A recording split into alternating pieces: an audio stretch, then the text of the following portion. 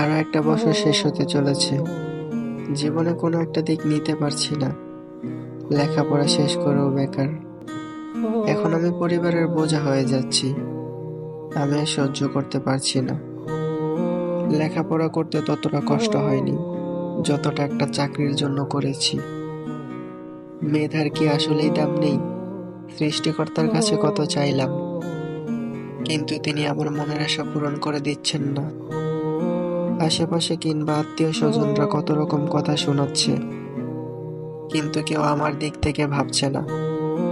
শিক্ষিত হয়েও বেকার বসে, পরিবারের খেয়ে পড়ে বলে।